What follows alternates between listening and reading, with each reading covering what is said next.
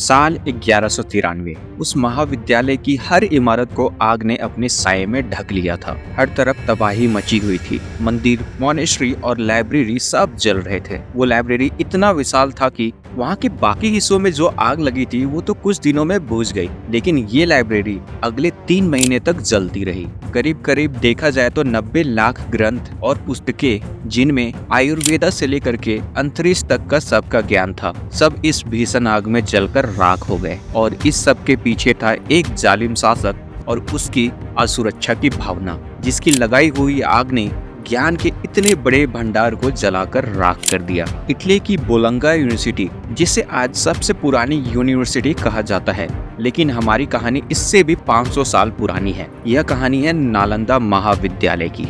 हर साल लाखों बच्चे भारत छोड़कर बाहर की यूनिवर्सिटी से अपनी पढ़ाई पूरी करने जाते हैं। ऑक्सफोर्ड, हार्वर्ड, न्यूयॉर्क यूनिवर्सिटी जैसी कई यूनिवर्सिटी आज पूरी दुनिया में फेमस है, लेकिन हजारों साल पहले कहानी कुछ और ही थी। जब दूसरे देशों से लाखों विद्यार्थी अपनी शिक्षा पूरा करने भारत आया करते थे, तब शिक्षा का केंद्र कोई फॉरेन यूनिवर्सिटी नहीं था, बल्कि भारत की सबसे प्राचीन, सबसे पुराने विश्वविद्यालय में से एक था, नालंदा विश्वविद्यालय। आपकी जानकारी के लिए बता दे दोस्तों, नालंदा ये शब्द 3 संस्कृत शब्दों से मिलकर के बना है, न, आलम और दा, जिसका मतलब है अनस्टॉपेबल फ्लो ऑफ नॉलेज। अपने नाम की तरह ही यह यूनिवर्सिटी शुरुआत से ही प्राचीन भारत की एक ऐसी जगह थी जहां ज्ञान का असीम भंडार हुआ करता था। लगभग 57 एकड़ के एरिया में फैली इस यूनिवर्सिटी में लिटरेचर, थियोलॉजी, लॉजिक, मैथमेटिक्स और मेडिसिन जैसे कई सब्जेक्ट्स को पढ़ाए जाया करते थे,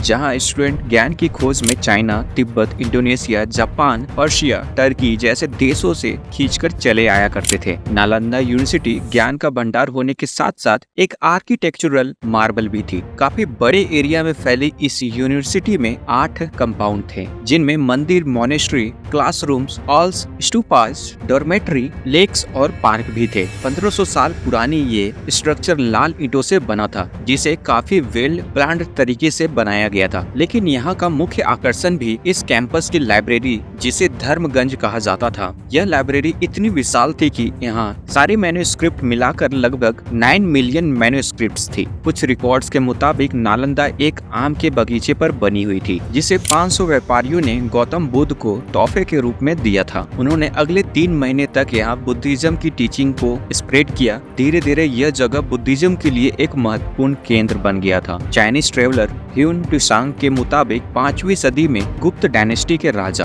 शोकराद्वित ने इस विश्वविद्यालय का निर्माण करवाया था। इस यूनिवर्सिटी में पढ़ाने वाले सभी टीचर्स अपने क्षेत्रों में विशेषज्ञ थे। ऐसा कहा जाता है कि आर्यभट्ट, जिन्हें फादर ऑफ मैथमेटिक्स के नाम से जाना जाता है और जिन्हें जीरो की खोज भी की थी, वो 6ठी सदी में इस विश्वविद्यालय के मुखिया हुआ करते थे। 7वीं सदी में जब नालंदा विश्वविद्यालय चारों ओर मशहूर थी, तब एक चाइनीज ट्रैवलर और स्कॉलर ह्यून त्सुआंग नालंदा आए और उन्होंने बुद्धिज्म और मिस्टिसिज्म की टीचिंग के लिए यहाँ दाखिला लिया। ह्यून त्सुआंग के लिखे डॉक्यूमेंट्स में उन्होंने नालंदा के बारे में बताया है कि उस समय में वहाँ लगभग 10,000 छात्र और 2,000 अध्यापक थे। नालंदा में 10 साल तक ढेर सारा ज्ञान इकट्ठा करने के बाद ह्यून त्सुआंग ने कई सारे मैन्युस्क्रिप्ट लेकर अपने देश लौट गए। नालंदा के निर्माण के बाद से वहाँ लगातार कई बार हमले हुए, लेकिन हर बार यह उतनी ही मजबूत से उभरकर वापस आई। प्राचीन भारत की इस विश्व स्तरीय यूनिवर्सिटी ने लगभग 800 सालों तक भारत के साथ साथ पूरी दुनिया में अपने ज्ञान की रोशनी फैलाई। लेकिन इन सभी हमलों के बीच एक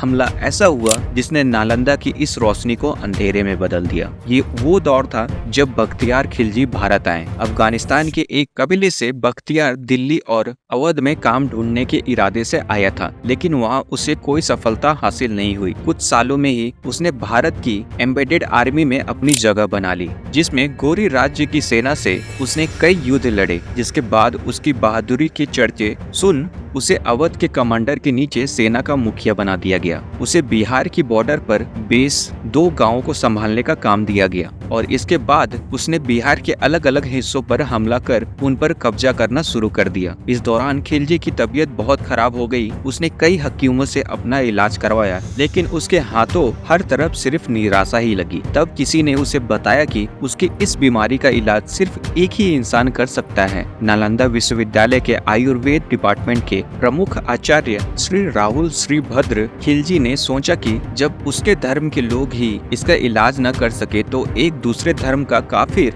उसकी इस बीमारी का हल कैसे निकाल पाएगा। ऐसा माना जाता है कि फिर भी खिलजी राहुल श्रीभद्र जी से मिलने नालंदा पहुंचा। उसने उन्हें चुनौती दी कि अगर वह सच में इतने ज्ञानी और सशक्त हैं तो बिना किसी दवाई के और बिना उसे हाथ लगाए उसे ठीक करके दिखाएं। राहुल श्रीभद्र ने उनकी चुनौती को स्वीकार किया। उन्होंने बख्तियार खिलजी को कुरान देते हुए कहा कि हर रोज कुरान पढ़ने से उसके सारे रोग दूर हो जाएंगे। खिलजी नियमित रूप से कुरान पढ़ने लगा। धीरे धीरे उसकी तबीयत में सुधार भी आने लगी और वह बिल्कुल ठीक भी हो गया। दरअसल हुआ यूँ था कि राहुल श्रीभद्र ने कुरान के पन्नों पर दवाई लगा दी थी और जब खिलजी रोज कुरान पढ़ता था और पेज पलटने के लिए वो अपने हाथों को जीभ में लगाता और फिर अपने पन्ने पलटता। इससे हुआ ये कि खिलजी अनजाने में वह उस दवाई का सेवन करता रहा। वैसे तो किसी लंबी बीमारी से उबरने के बाद इंसान खुश होता है और डॉक्टर को धन्यवाद देता है, लेकिन जब खिलजी को इस बात का पता चला तो उसका मन इनसिक्योरिटी और जलन से भर गया। उसे यह बिल्कुल गवारा नहीं था कि किसी काफिर ने उसकी ऐसी बीमारी का इलाज कर दिया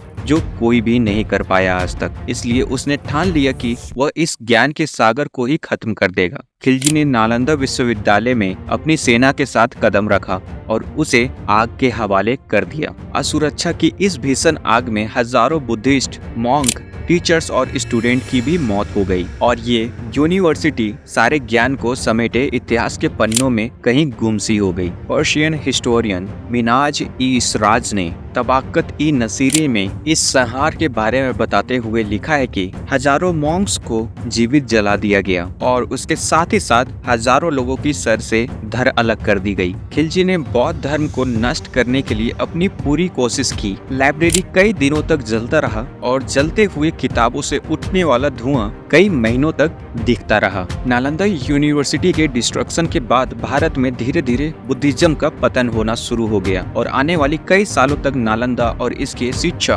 दुनिया की नजरों से छुपी रही। 1811 से 1812 इस कहानी में एक नया मोड़ आया। एक स्कॉटिश फिजिशियन फ्रांसिस बुकेनन हैमिल्टन ने जब इस साइट का सर्वे किया तो उन्हें वहां कुछ बुद्धिस्ट इंस्क्रिप्ट मिले। सर फ्रांसिस ने तुरंत आर्कियोलॉजिकल सर्वे ऑफ इंडिया को इस बात की खबर दी। कुछ सालों तक सर्वे करने के बाद आखिरकार एएसआई ने इस बात की पहचान कर ली कि यह वही इलाका था जिसके बारे में चाइनीज ट्रैवलर यून सांग के ट्रैवल लॉग में मेंशन किया गया था। इस बात की पुष्टि करने के लिए एएसआई ने इस इलाके में खुदाई करनी शुरू की और आखिरकार 1915 में वहां 11 मॉनेस्ट्री और 6 मंदिरों के अवशेष मिले और साथ ही साथ एक पैसेज भी मिला जिसकी चौड़ाई थी 30 मीटर। इन सब के बीच से यह अंदाजा लगाया गया कि जितने बड़े एरिया में खुदाई की जा रही है नालंदा उससे भी कई गुना बड़ा था। पिछले कुछ सालों में आर्कियोलॉजिकल सर्वे ऑफ इंडिया को वहां तांबे की प्लेटें, artifacts, Buddhist sculptures, coins, seals और डिस्क्रिप्शंस जैसी कई चीजें मिली। ऐसा माना जाता है कि आज भी इसका एक बहुत ही बड़ा हिस्सा मिलना बाकी है। मार्च 2006 में इंडिया के former president doctor APJ Abdul Kalam ने एंशिएंट नालंदा विश्वविद्यालय का फिर से निर्माण करने का प्रस्ताव रखा था। ये वो महान विश्वविद्यालय को जीवित करने का पहला कदम था। साल 2010 में नालंदा एक्ट पास किया गया और फाइनली सितंबर 2014 में 800 सालों के लंबे अरसे के बाद इस यूनिवर्सिटी के द्वार स्टूडेंट्स के लिए फिर से खोल दिए गए और ये एक भारत के लिए ऐतिहासिक जीत थी। पर दोस्तों, क्या नालंदा यूनिवर्सिटी अपने पहले की तरह वही पहचान बना पाएगी? अपनी राय कमेंट सेक्शन में जरूर दें। तो दोस्तों, जल्दी मिलते हैं आपसे एक ऐसे ही इंफॉर्मेटिव वीडियो के साथ। तब तक इस वीडियो के अंत तक बने रहने के लिए दिल से धन्यवाद।